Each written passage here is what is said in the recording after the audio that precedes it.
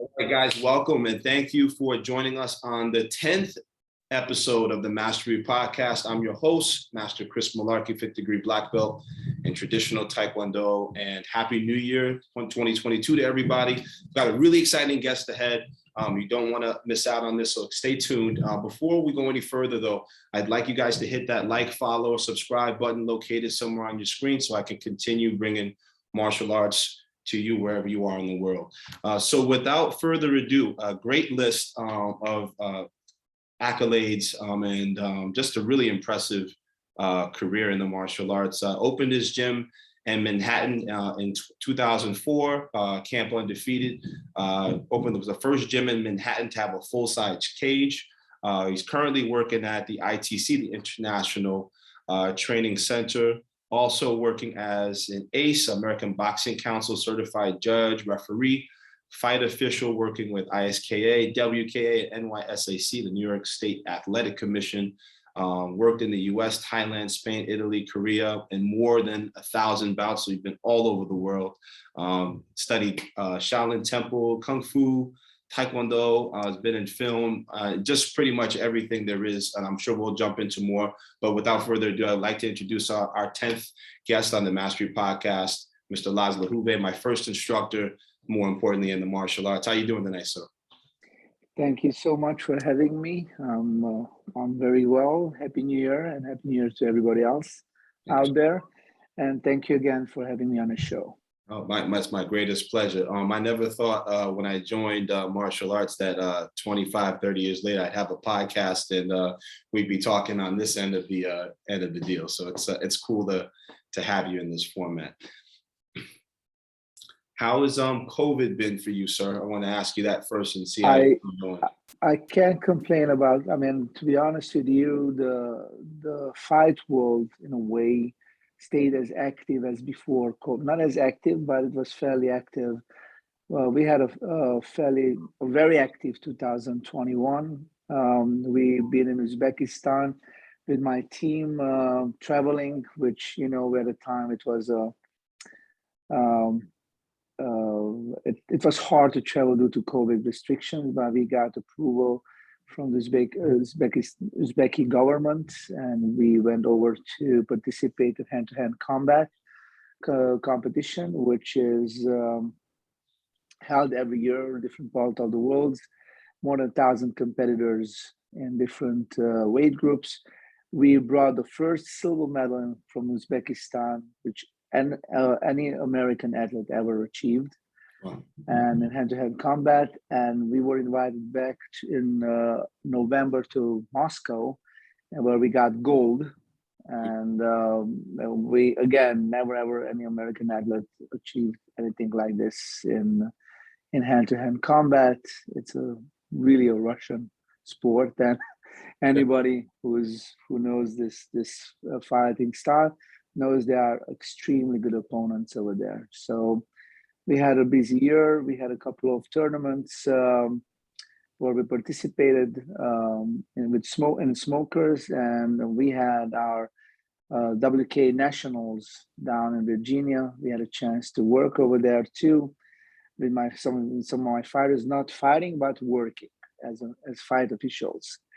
And since ISK got really active in New York, and the restrictions started to open up, ISK had I think 20 tournaments last year, or more than that. One was better than the other. So I think little by little, the fight world is coming back to the pre-COVID numbers, means as shows, events, and everything is going forward. And even if we have a little short setback with this Omicron version, I'm sure in a month or so, this will die down and things are happening. We already signed up for a fight, an amateur fight on a Lou Neglia show in, I think, February 5th in the Westbury Theater. And we're looking to get a fight on a Warrior Cup with one of my fighters for February 17th. We didn't hear back from opponents yet, but right. We're positive. We're hoping. But so it looks a busy year. We also be looking forward this year to get to Thailand, maybe in February, March for training. Then we'll see from there. That's awesome. So you really didn't slow down at all during COVID. You kind of kept the ball rolling, so to speak. It's as you know very well, in training is no slow down. So when it's a slow down, it's an extra opportunity to work harder, because when the opportunity arises, we want to be ready. Correct. So most and that's, I think most pros are approaching this COVID times like, okay, maybe I don't have a show every month, but when it comes, I want to be 100% ready. So I think people they tend to have more time for training, and they train extra hard. Absolutely. I wanted to dive into that with you too. Speaking of which, the mindset of a fighter in terms of preparedness, because from my earliest recollections of training with you, and I oftentimes tell the story that, which is true, that we started on a wood floor. I don't know why people don't believe that, but but we did at the dance studio in Brooklyn a long time ago. And it's still in Europe, believe it or not. In traditional martial arts studios, it's a wooden floor. Yes. Or concrete, and in Thailand, you also train on the streets, like in the US you have basketball courts. Right. In Thailand, on the street they have rings and boxing bags on the streets hanging under the passageways, and it's concrete. You literally stepping out on a concrete and do your training. You put on your shoes, then you go home after that. And that's kind of what it is, right? It's just you're kind of getting us prepared back then for just being sort of, again, ready for whenever, because you're not going to step on to a mat, when you have an altercation, God forbid you ever get into one, outside of the structure. I think it's not just about altercation anymore. I think in the United States, martial arts got a little commercialized and watered down. And I'm talking about even traditional sports like Taekwondo. I think in my eyes, the Olympic Taekwondo is not martial art anymore. I understand that, safety is the number one, but imagine tennis with no balls. Okay, so we just have the rackets, God forsake, we'll hit somebody with the ball. Right. And we're just imagining that you will throw the ball and the ball will go to the other court. And I'll imagine that the ball comes back. At some point, it's not working. Right. But that's just my point of view. So this is my 5 cents. That's why I think. Go ahead. Your point of view is shared by many, though. I'm sorry to interject. Your point of view is shared by, I think, a lot of people in the Taekwondo world, particularly who you've gotten me connected to with Grandmaster Kim, who shares pretty much the same opinion. And another guest I had prior on this show, thankfully last year, gold medalist Herb Perez from 92 Barcelona. I know Herb Perez. Yes. So we had the opportunity, the privilege to speak with him last year around March. And he just published a magazine issue where he speaks to these many problems that are plaguing Taekwondo, very much in line with what you're saying. So I think I didn't even turn the Olympics on for Taekwondo this year. I told people not to watch. I was like, that's just not what we do. That's not what I do. It's not what I learned. It's just no good. Well, so the current martial art world is such a thing as the Olympics is gaining ground. Why? And the reason why, because it's money. So imagine as the Olympics, correct? To be an Olympian, you get X amount of money. Your coach gets X amount of money, and you have the interest. And I'm sorry to step on some people's toes. It's not really my role to pull judgment to anybody. Anybody who does whatever they want to do. But think about it, how the Olympic Games soften down people. Think about the gymnast, and I'm sorry to say that, but it's no such a day as a mental day when you compete. Right. You're a professional. They pay you to compete. Right. So if you got paid, compete. Right. If you don't get paid, you don't compete. Right. Number one. Number two, if you think about Olympic boxing, think about right now they want Muay Thai to be an Olympic game, part of the Olympic Games. How? Right. How you want to put in a fighter who has more than 200 fights, professional fights, with somebody who might have 1 or 2 professional fights and mostly amateur fights. It's But under the Olympic flag, you're allowed. right. Yes, I'm assuming, like we know in tennis, when we sent our tennis players in Olympics, professional tennis players, how do you Yeah. justify that? Right. Number one. Number two, even though let's say you justify that, the sport is getting watered down. So you will have chest pads, you will have headgear, you will have shin guards. What is the fighting? Right. Oh, I understand it's about points. But what do you do to the sport? You're literally watering it down. Correct. I understand for everybody to able to participate. But martial arts was not about everybody to participate. Martial arts was literally for the warriors. And I'm sorry I know in the United States, everybody considering themselves a warrior and a martial art expert, but they were for the people, as you know, who they actually sweated. They were trained. They were pushing hard. So exactly, you earn your black belt. The black belt coming from the white belt, getting that dirty and worn, then become black belt. Right. Right. Now we're buying it on Amazon, and it's coming next day. It's here, and like some of the schools, they even tell you that in 1 year it's only cost you $5,048. You become a black belt. Right. And and you send your kids every 2 months as a test, and by the end of the year, and that's the way they're retaining the student. God bless them. Again, I'm not judging. Right. I'm just saying you can't compare that guy, right, correct, a black belt, with somebody who has, let's say, not martial artist, no black belt system, but he has more than 200 fights. Right. And let's say he won 50 of them with KO.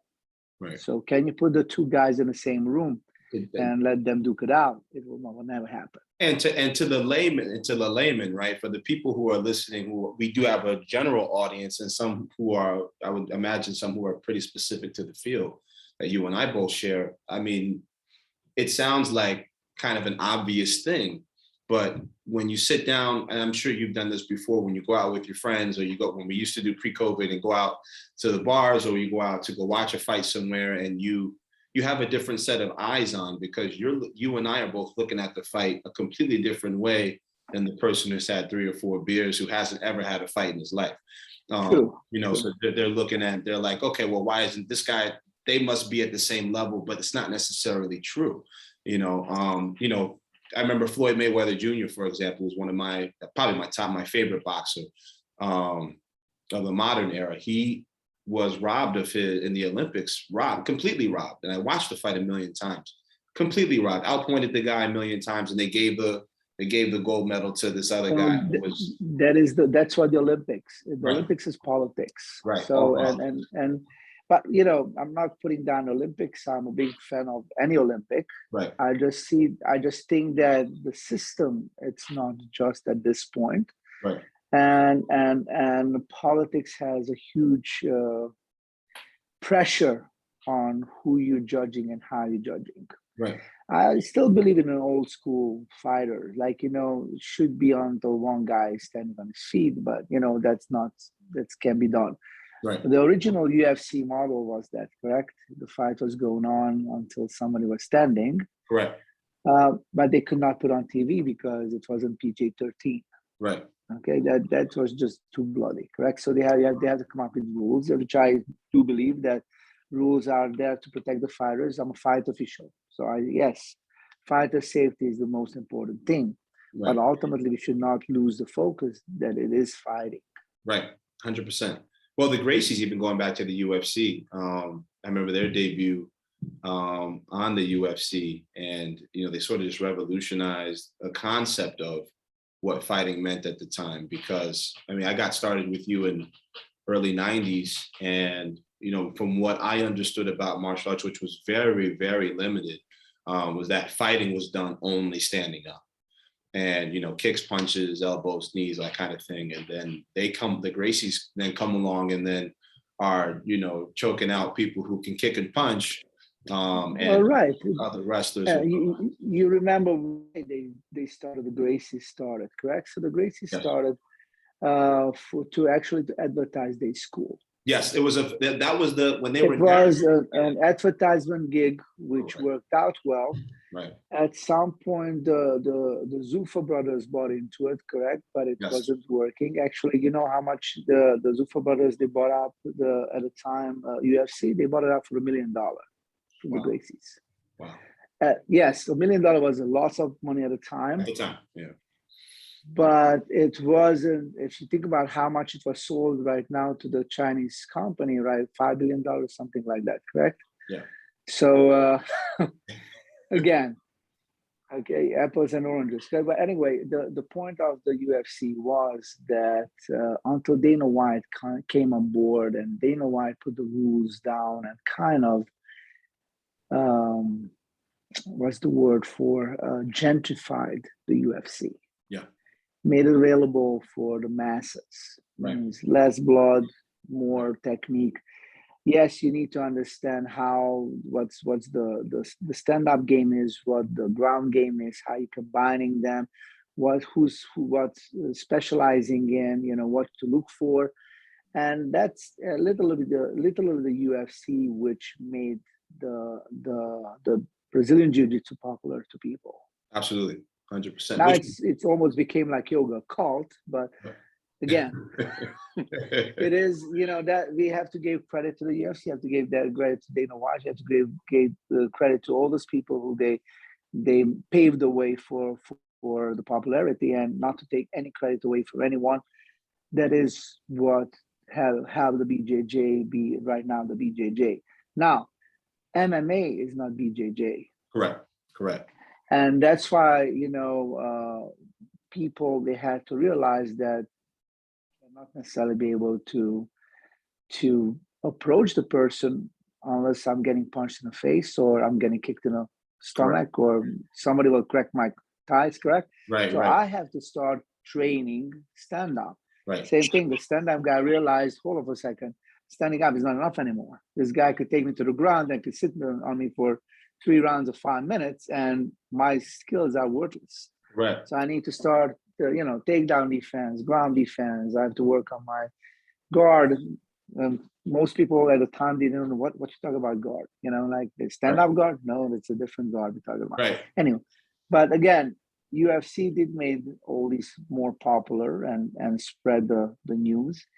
The good part is for all of us that put martial arts on international stage.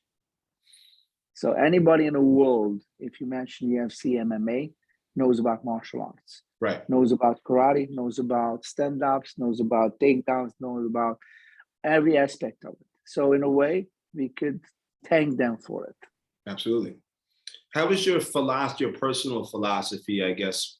I mean, I actually didn't even know what rank you were, and it didn't matter to me. I just knew you were very serious in how you trained us. And I think I was a second-degree black belt. Second degree at the time. In Taekwondo, yes. In Taekwondo, I was a second-degree black belt. First degree under Paul D. Dexter. Okay.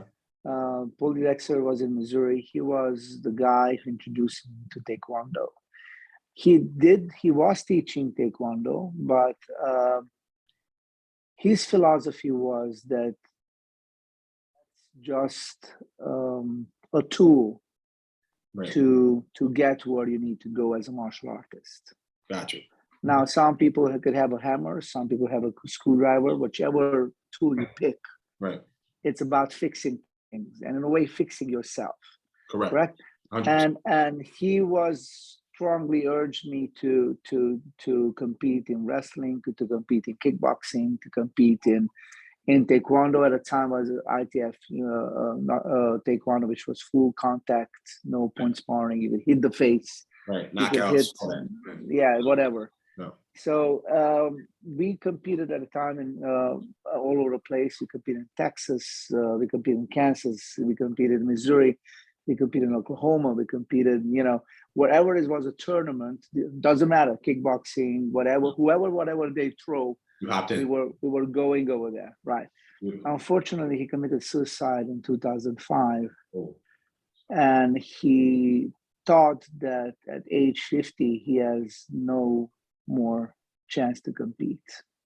Wow. And he became very depressed, and unfortunately, he ended his own life. But he was the guy who, in the United States, put down the basics for me for what is martial arts, what is mixed martial arts, what is taekwondo, how taekwondo is work. He also learned directly for General Choi Hong Ki. So he was a first level student. When my understanding was that he directly worked with Choi Hong Ki. Wow. So I saw pictures with him. I saw his getting his black belt from him. One of his belt tests was from him.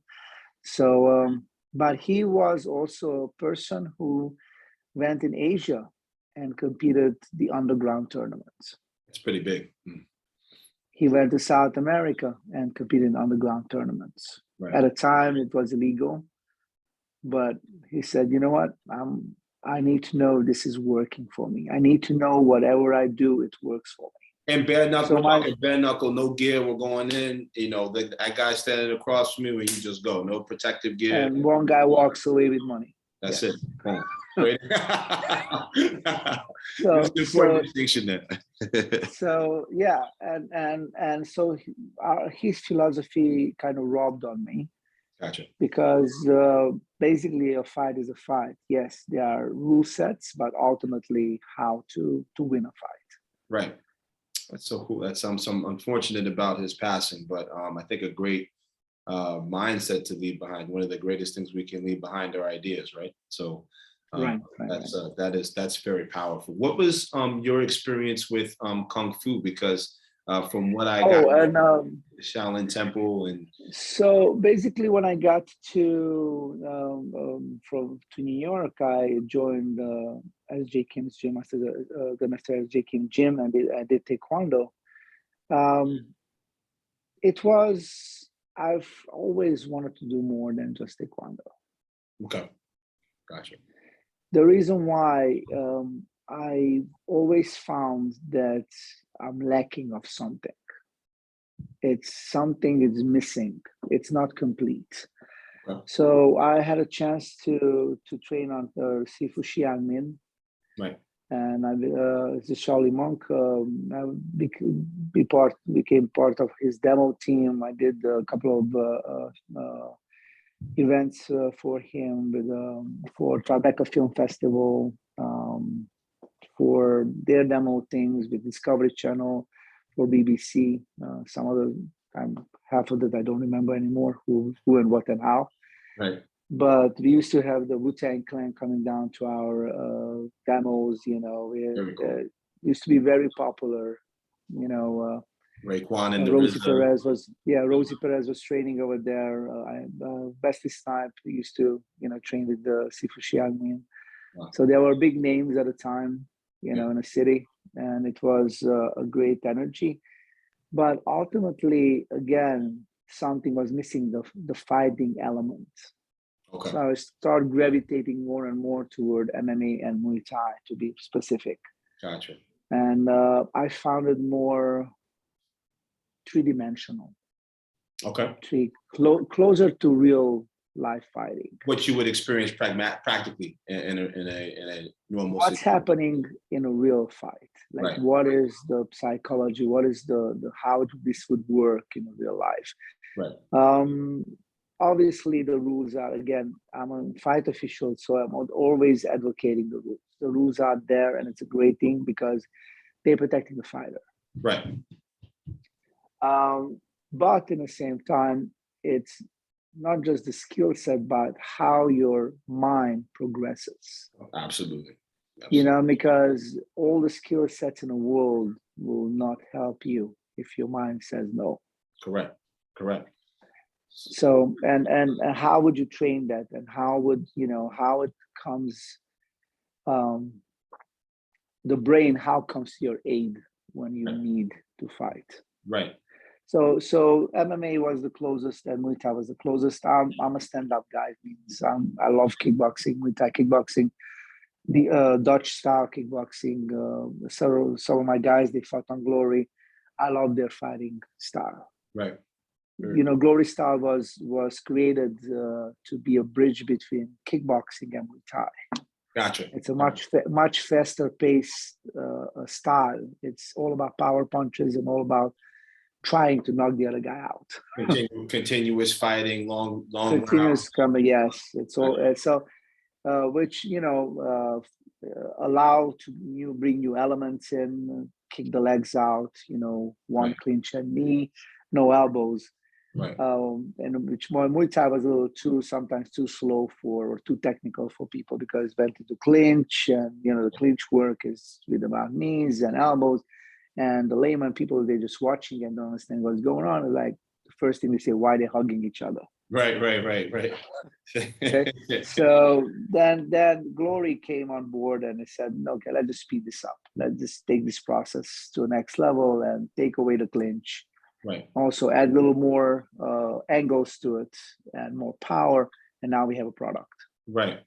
Now, you were also from Romania, so I want to kind of go back. You touched on so many things. So when you came to the United States, what year was that? It was 1992. 1992. And you had already, I'm assuming, had been studying martial arts prior to coming here. Yes. So basically, before 1992, I was lucky to train under my first, and I would say my most important master. Okay. He was a Kung Fu instructor. He was a Kung Fu master in Romania. He was teaching Northern style of Kung Fu, and we did as a fighting style Sanda, if you're familiar with it.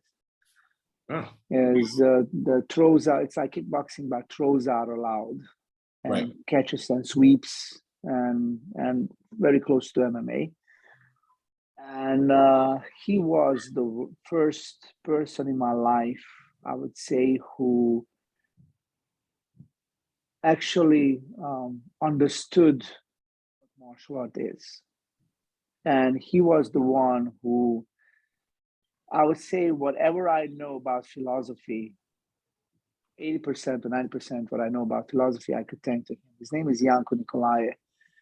He is a remarkable person. He learned Chinese on his own. He learned martial arts from videos and books in a way. And he created such a strong school like no one before him in my hometown. My training partners became national coaches for different Kung Fu teams in the country. And one of the guys, one of my closest friends, Romy Gozner, he was the coach for the Romanian national team. He was invited to China, he was invited to Korea to show how good Chinese athletes can be in Kung Fu. His philosophy was very much on the MMA path. Like, all the fluff in the world will not help you. Right. You need to have real skills. It's no belts, no this, no that. It's what do you know? Correct. Not even that so much, really, right? It's because I bump into so many people that say they know a lot, which if you're telling someone that's a fighter, you know a lot, that that doesn't bode very well for our, our energy, right? But it's more about like the application of what you know, because there's a lot of stuff going on in there, right? But ultimately our job as fighters is to bring it out and to be able to display that, right? I think fighting is an expression of what you know. Yes. And basically breaking down an efficiency. Now, again, in a world of martial arts are two types of practitioners. One who does it for the art, and one who does it for the expression, the fighting art. Right. None of them are wrong. You can practice forms, you can practice katas, you could practice whatever weapons, whatever you want for the knowledge of the move. But you cannot call yourself a fighter. Okay. Then you have the fighters, right, who are not necessarily martial artists. Right. So I think the combination of both what creates a martial artist. Right. When you know both sides, you know the basics, the philosophy of martial art, and you're practicing the philosophy of martial art. Basically, what is martial arts coming from? It was a warrior code, correct? Right. Bushido, Right. which created a whole warrior culture from Japan. China had their own traditions. Korea had their own traditions, correct? They had their own lineage of martial arts schools. Right. But ultimately, the code of Bushido, which most of our traditional martial arts are right now based on, the karate using the Bushido codes, correct? Right. The tenets of Taekwondo, Koreans, they're using the Bushido code, Right. correct? I think that's an important thing, because any fighter without moral codes is a street fighter, is a brawler. I've heard that many You're times. not a warrior anymore. Yeah. You're just a fighter. You're just a street brawler. Just a punk, yeah. Right. If I'm not sure if you remember George St. Pierre. George St. Pierre, yes. Yeah, he's the combination of a warrior and martial artist. He had a Because he wrote a great book, by the way. I don't know if you've had a chance to. Yeah, I'm familiar with it. Amazing book, amazing. But go ahead.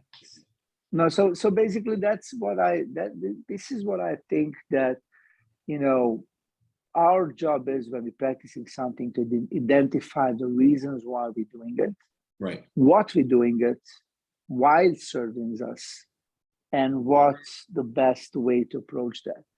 I mean, honestly, I teach fighters. I love to teach fighters. I love to officiate fighters. But at the same time, I teach Tai Chi classes too. You know why? Because everybody from 70 and over needs that. Yeah. And I have lots of students and clients who they just love the Tai Chi, love the aspects of they can move, breathe, meditate, regenerate their body, and have a better life.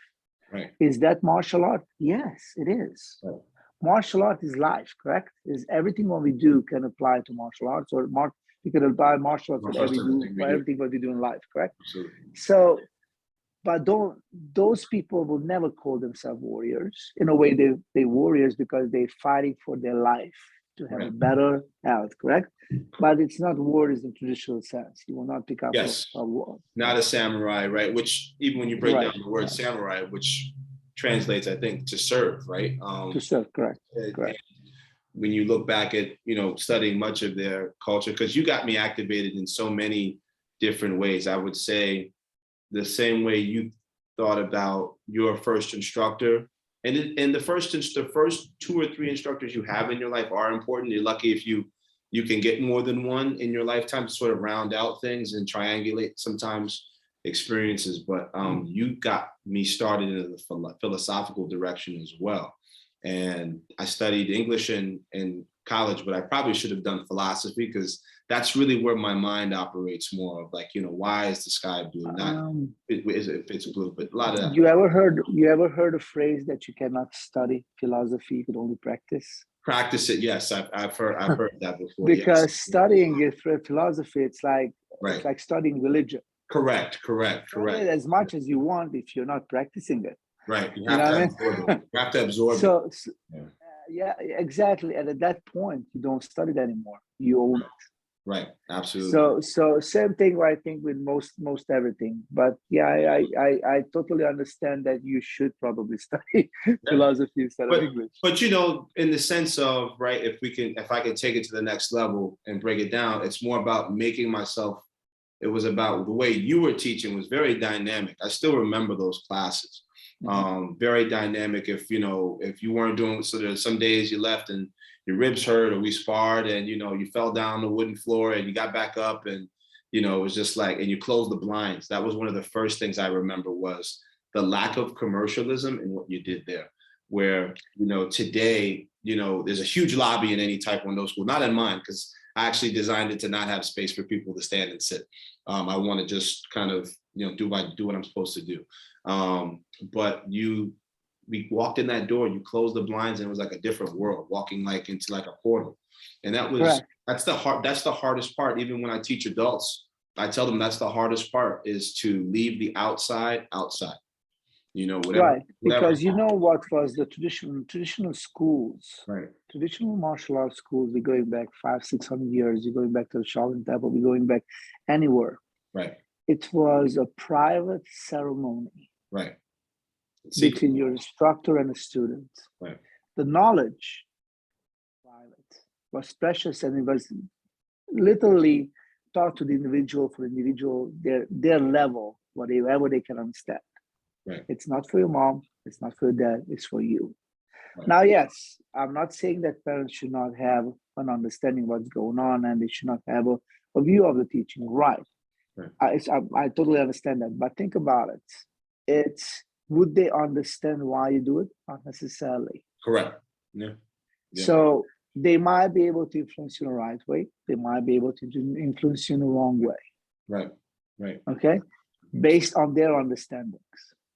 If you're too good, then you're violent. If you're not too good, you're weak. Correct. Right. And it's the first thing what happens. It's a judgment is getting called by the parent. Yes. Oh, I'm not doing this anymore because you're not paying whatever attention, or you're too hard, or whatever. Correct. Right. But it's not about you and your learning anymore. Right. It's about what they feel.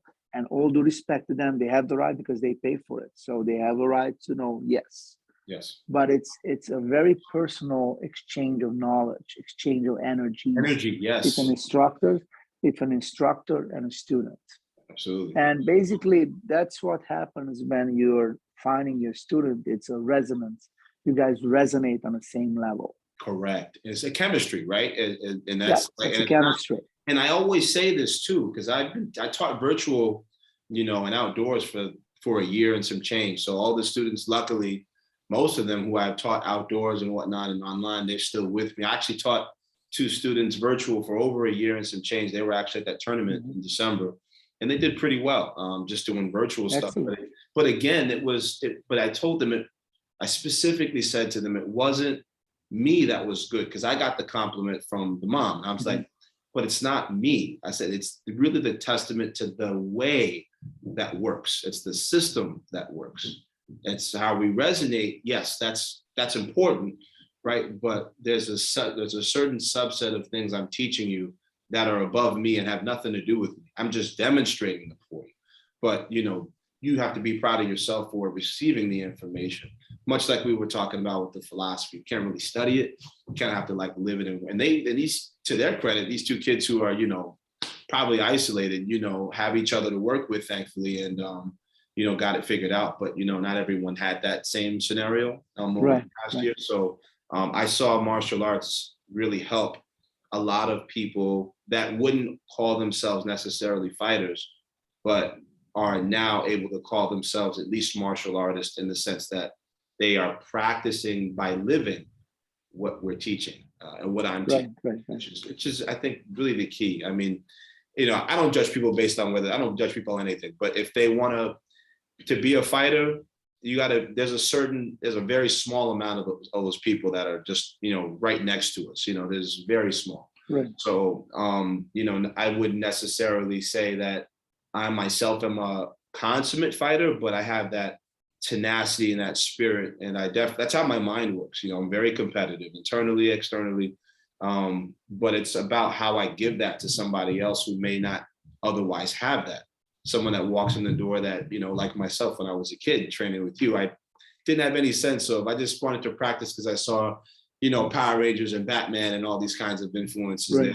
But actually the biggest thing, which I haven't revealed to anyone, is that I saw someone get killed close to my house in Brooklyn. And, I used to live right down the street from the school. Right. So one of my earliest experiences, I watched someone, and it didn't register for me. I just kind of ran home. But I remember coming back and I saw someone, getting murdered. And it was like so transformational. Like, I'm learning something that could potentially not allow that to happen to me. And I never spoke about it. I never said anything to my father, parents, nothing. But, up until now, now I'm a parent, I'm thinking a completely different way. You want to have some of that installed, at least, in everybody that's close to you. You wish more people would practice, right? In a sense, I think the world sort of needs it, but we need the mental frame. So one thing what I think it gave a moral framework, correct? Yeah. Martial arts gave a moral framework. Absolutely. It's respect for yourself and others. Absolutely. Correct. 100%. Don't take things for granted. Work for it. Right. Correct. Right. It is those things it's a lost cause in our society right now. Yeah, it just doesn't exist anymore. Yeah. And it's a sad thing in a way, but obviously though we have these cycles before in history, correct? Like empires rise, then an empire collapses, society collapses again. We are probably witnessing an end of the society, end of the cycle, but doesn't mean that it's our cycle has to suffer. Correct. Our life should not suffer for that. Our life should be what we want to create it. Right. And to be honest with you, I cannot imagine my life without martial arts. Any aspects of it, from the fighting side to the form side to the just regular weight training, whatever you want to do, it just do it, and that creates a framework.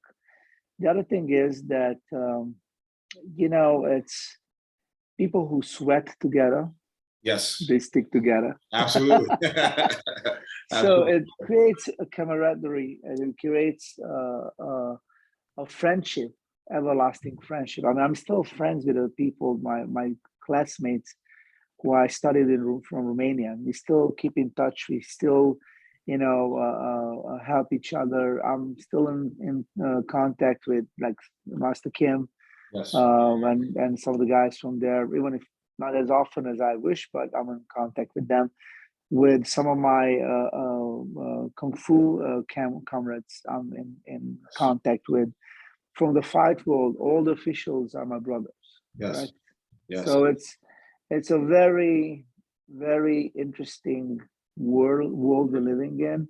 Yes. And our bonding is instant and unconditional when it comes to martial arts. 100%.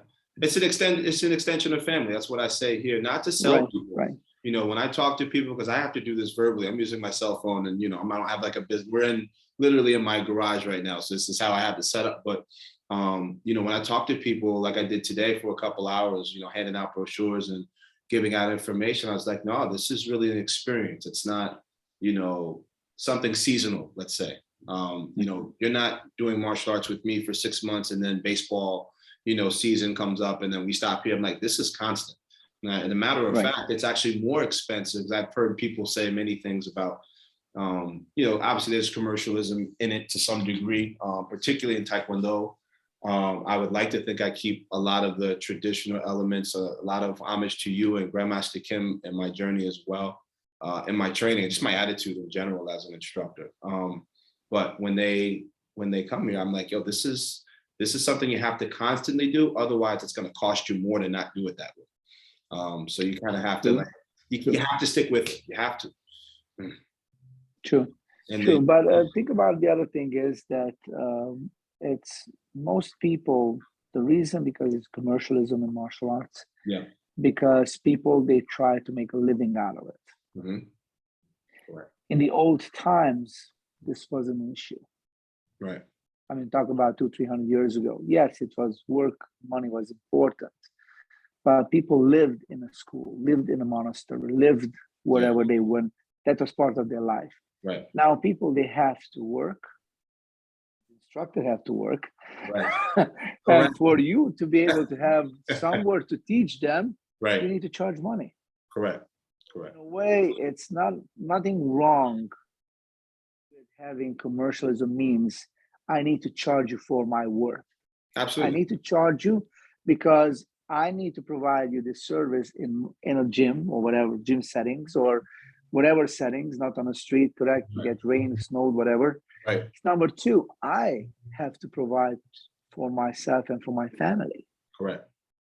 And to go to anyone, you go to a lawyer, the guy will ask you for money. you go to a doctor, the guy will ask you for money. Right. I'll ask you for the money. Right. The point is, whatever you teach, be worth teaching. And that's the key to everything. Then you can charge money. Sure, not a problem. Right. You know what I mean? Right. But at the moment you're charging for something which is not true, that's where con artists or McDojos or whatever they're coming in. Right. Right. Then that in a way is just a modern babysitting, or you're just watching the kids not to follow with each other. Okay. 100%. And I think that's what the old school, they took out that element. It wasn't no babysitting. Right. That's You don't want to be here, that's fine, get out. right. And I've heard that many times. How many times do we at Master Kim's at 50th Street and I've heard them get out? You know, if you don't want to be, get out. Yeah. You know, so that's because that's what the old school mentality. Like nobody's forcing you. Right. But at the moment you say I want to be here, then yes, 100% it's expected from you. 100%. And nobody took any less from than 100%. And that was the difference. That push created that moral code. Again, going back to the old Bushido moral codes. Right. Yes, the black belt earned his respect. He bought it online because he sweated and he knew everything what you already were trying to pull on him. He already did to somebody else. Right. So that's why I think that philosophy worked better for us as humankind than the new, like, oh, you're getting participation trophy just for showing up to work out. No, that's not the way it should be. I agree with you on that, sir. I totally 100%.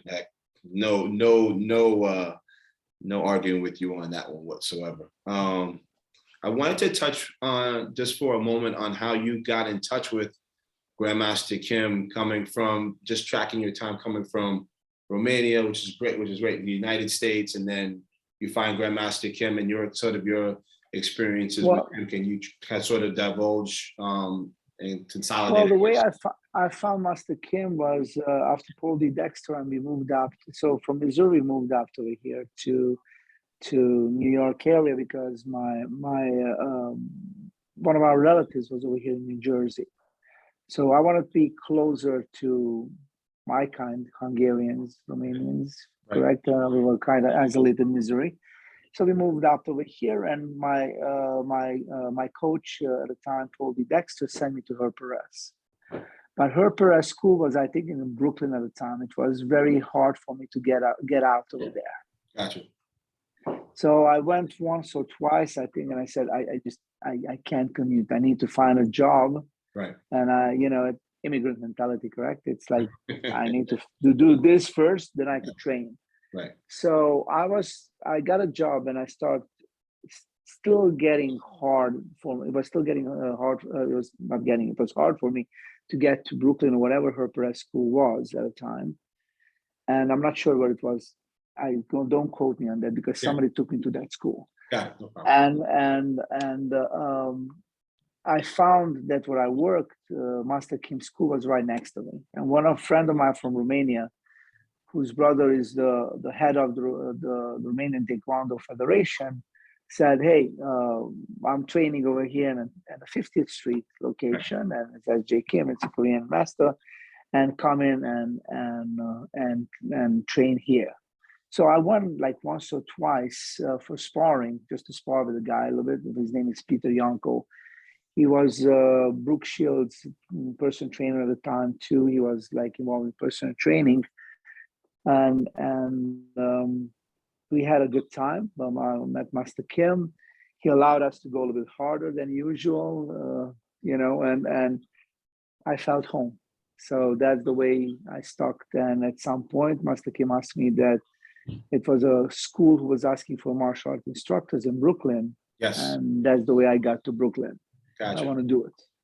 And I did first, I think I did an after school program for Master Kim somewhere on the Upper East Side, then parallel with the school in Brooklyn.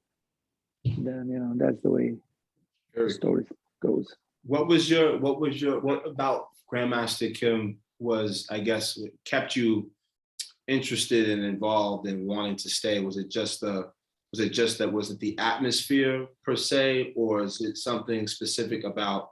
Uh, well, it was he had the old school approach. Right. He had the old school approach. He allowed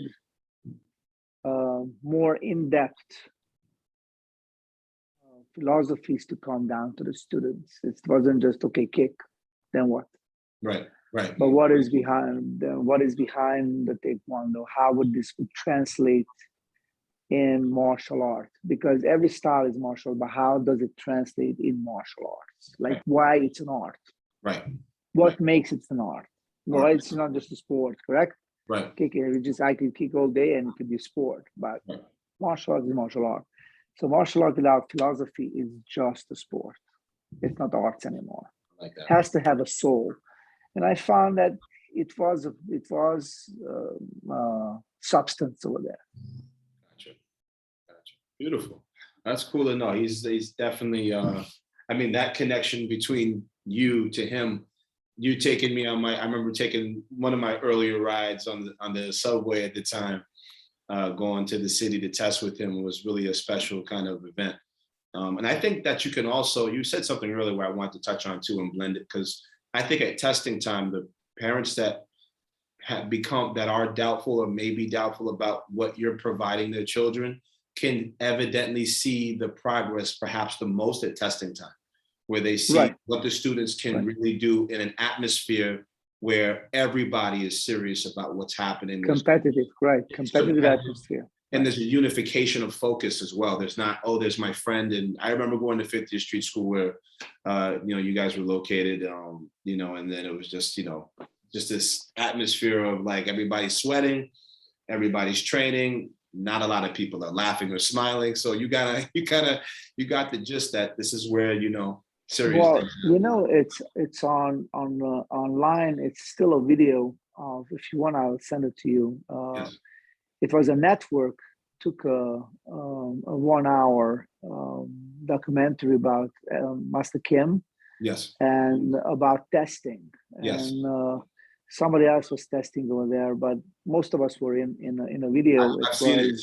Yeah. You saw it. I did. So it was, somebody just forwarded to me. I think Master Kim forwarded to me like 6 months ago, something like that, a year ago. And like, hey, I just saw you over here. Take a look. And it was like it felt really, really good to look back. And at the time, I still had hair.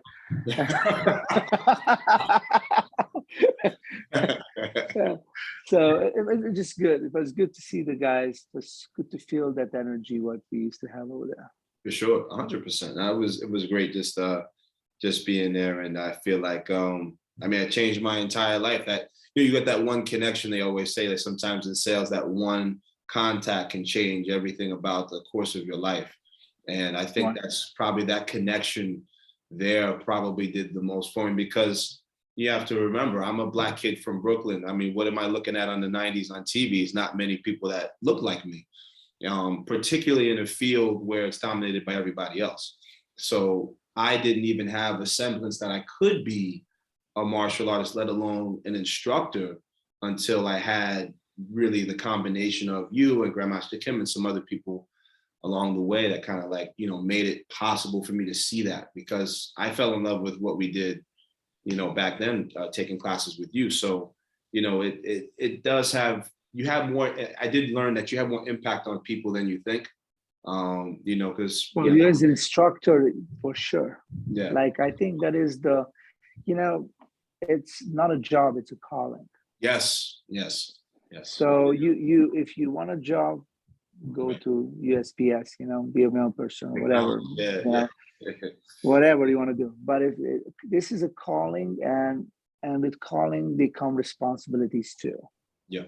And you have to understand that if you screw up, you could screw up somebody's life. 100%. Or you could improve somebody's life. That's pretty much it, right? Those two things. And the choices are in our hands, and we're hoping that we do the helping part, not the screwing part. Right, You right. know what I mean? No, it's and true. and that is the commercialism when it comes in. And either way, they're paying for it. I understand, but this is where our obligation is to give the best of us, to give a part of you, put into that training. Absolutely. Do you still see yourself 20 years from now still teaching? Oh, I hope so. You know. It's to be honest with you, I don't even feel. I'm 50. I will be 54 this year. I'm not feeling more than 30. I literally I enjoy life. I enjoy training. I enjoy to do whatever is possible. And I'm happy to do so. My fighters are doing well, thank God. Everybody's doing well. We're looking forward to World Championships. The WK World Championship this year will be in Ireland. Hope I'll be able to take somebody over there. ISK running amazing tournaments and events in New York City. And the guy who's in charge, Tom Sconzo, does an amazing work getting the new generation of fighters a chance to different promoters. It looks good. The next 20, 30 years, it's looking good. That's awesome. That's awesome for you. I can see you. I can see myself at that point in time. It's almost I read a quote online from, it was like, I guess, a Japanese proverb, and it said something to the extent of only someone that's active doesn't want to die, or something like that, or see themselves for 100 years living.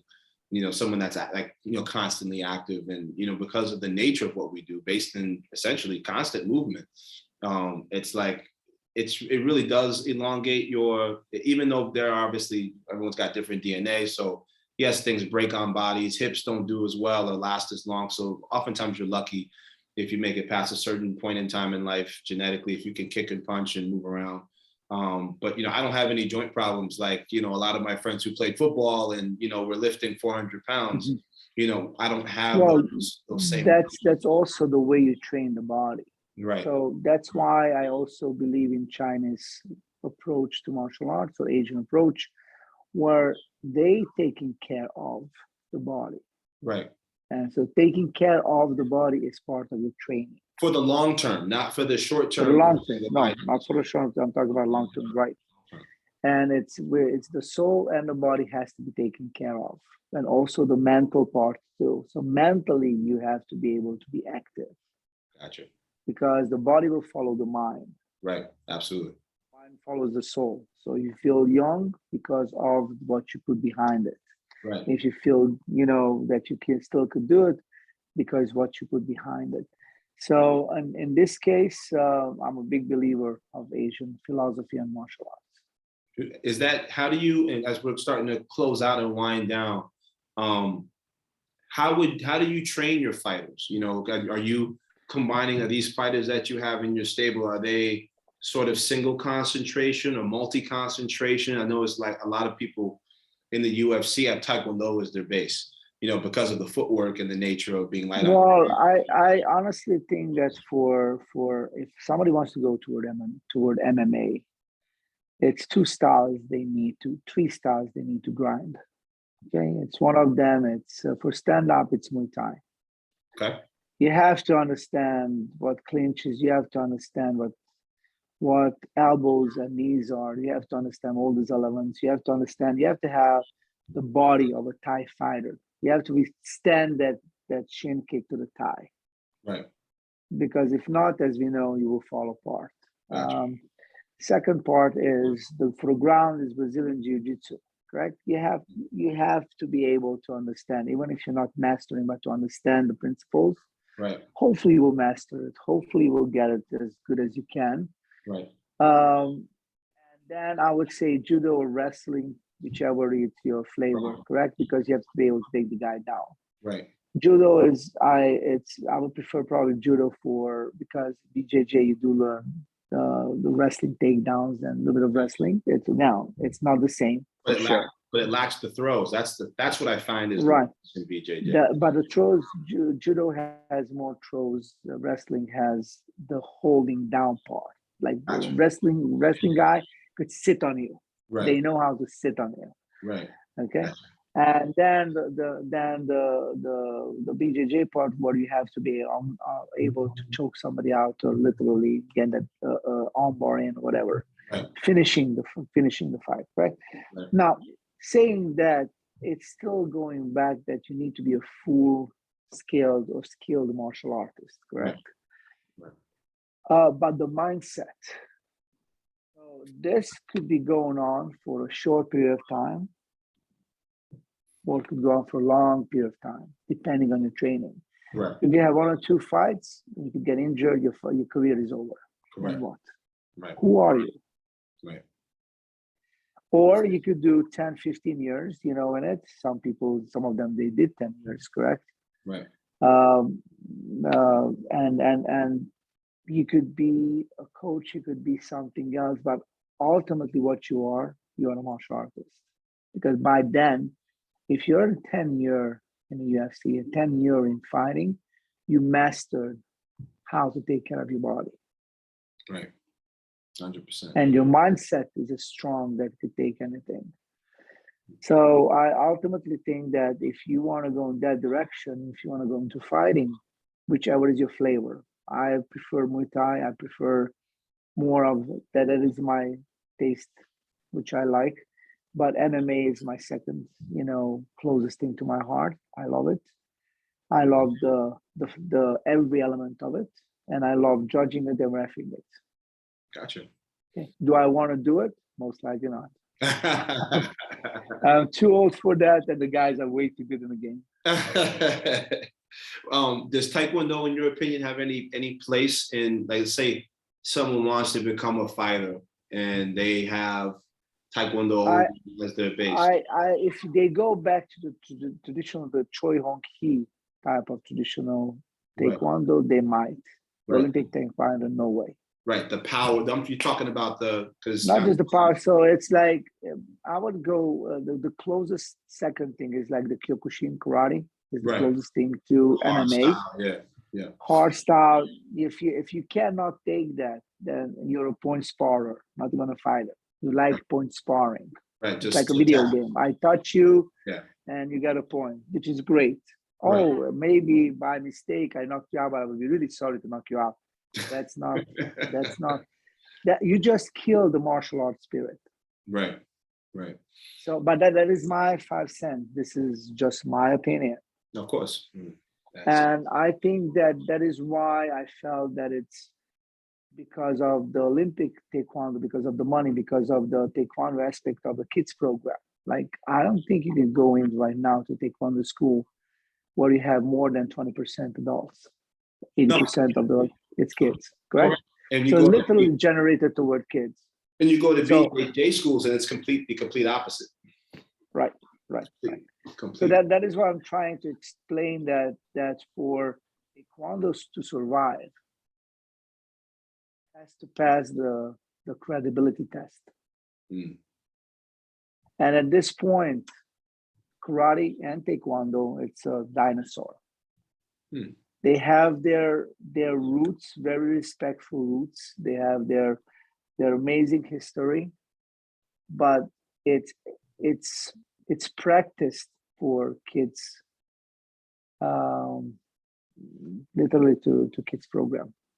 That's what they're doing. I would definitely change that attitude, and I will go back to the warrior spirit and to the roots of Taekwondo. Now, I've been in Korea and I saw the guys working out, and I saw they are very talented. Some of the Korean fighters are really, really good. Up and coming fighters in kickboxing, really, really good. The speed, and they definitely have the Taekwondo roots. Right. They morphed into a fighter by combining another style to it. Gotcha. That's it. And my guy got beaten by a Korean guy in Korea. Gotcha. And this is what it is. I have to admit that they're really good what they're doing. Do they know how to wrap hands? Most likely not, but they were doing, they were really good. I'll keep my eye on that. I cannot wait to go back to Seoul again this year or next year, or if it's a fight event again. But I'm just saying that they have an amazing fighters program over there. They have Yes. amazing coaches, Yes. but not taekwondo. They're using taekwondo as almost like you go to kindergarten. This is what you do. Now, if you want to go to high school, now you have to get into, something strong, boxing, kickboxing, Muay Thai. Right. Oh, now you want to go to college. Now you have to go to MMA. Interesting. So it's like almost like a hierarchy of what you can combine with the Right. It's to what in the martial arts. how you can I think reframe. that's the natural progression. Right. And Progression. and it is interesting, right? Because I did dabble in Brazilian Jiu-Jitsu for about a year, and it changed my entire perspective, especially getting choked out. I'm about 220.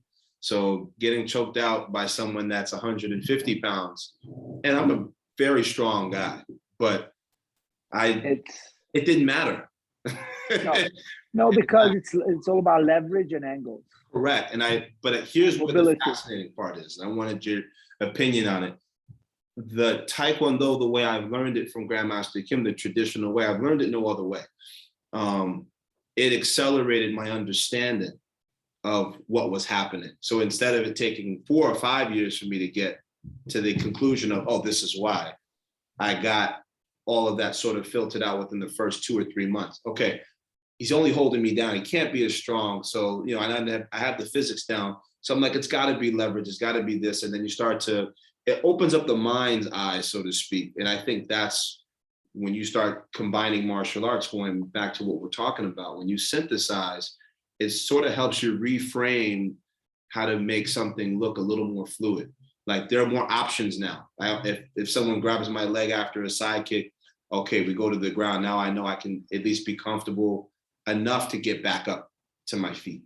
Right. So right. You see more options, and I think your perspective is important, isn't it? But think about Brazilian Jiu-Jitsu as the road to least resistance. Right. Why would I wrestle with you when I could get you a small joint? Right. It's really. I could get your arm. Right. I could get your shoulder. I could right. get your neck. Right. I get your ankle. I get your knee. Correct. Right. Why would I struggle with your whole body? Right. I put my body. Right. 150 pounds, if you say, again, that small joint, that will snap. Right, and your airway as well, because once you put something in the rear, somebody in the rear naked choke, I mean. Right, but yes, but this is the strategy of the style, and correct. That's the philosophy of the style. But that's with everything else, and when it comes to martial arts. Right. Why would I go in and clinch with you when I could punch you in the face like from 4 feet? 4 feet away. Right. Or I could kick you, correct? Why would I go close to you? Why would I, and in the same thing in MMA, why would I wrestle with a wrestler that I could just snap that quad of yours, correct? I could literally break your quad. Right. And be in game over from my skill set. What is my skill set? What is my game plan? How can I finish this in the fastest way with the minimum damage on my end? Without taking and in. That's yeah. Right. So if you like hugging, BJJ is your style. Right. But put your hands on a guy. Right. Get close to him. Right. And it's very hard to put your hand on someone who knows takedown defense and knows how to use his fist. And distancing, yeah, for sure. Yeah, 100%. Moving, striking, and defense. So, but it is, again, all these things came out of necessity. So martial arts is pushing your button. I would say that the reason because I love martial art, because really shows who you are. In that situation, how can you overcome? Right. Absolutely. In a sort of predisposed framework, right? Because going back to philosophies of styles, Taekwondo's philosophy of efficiency is completely different from Brazilian Jiu-Jitsu's ideology of efficiency, and different from Hapkido's, things. So right. Go on and on and on. So I feel like it's, in my opinion, from where I'm standing, I've been 30 years in martial arts now. You're always learning. You're never done at whatever level. So I honestly feel that. I'm not just saying. I'm like, I've been around people that are the same rank I am now and say they've learned what they need to learn. But I'm like, okay, so that just means you haven't challenged yourself, high enough or different enough, because we're always changing. But I think when you're talking about synthesizing martial arts, I think what we're really saying, and to the layperson, is really more of a combination of philosophies that allows the mind to understand sort of, yes, this is what I could do, and this is what I can do, and what are my options now that I pull those two together, or those three or four together, because you're just more lethal if you have, I think, more understanding, but that understanding leads to more capability with less exertion from yourself, right? True. So I think that's ultimately where it goes. I had to talk that one out. But That's sir, okay. I don't want to take up any more of your time. I know you have to get going. Hopefully not to go kill anybody, but I'm grateful to have you on. It's really great to reconnect Thank with you, you Chris. after all My this time. pleasure. It's great, but we'll definitely talk again. So I'd love to have you back on in the near future, and best of luck to you this year. Thank you so much. Thank you for everything. It's my pleasure, Chris. Thank you so much. Thank you, sir. All right, guys, that's podcast episode 10 signing off. Thank you, guys.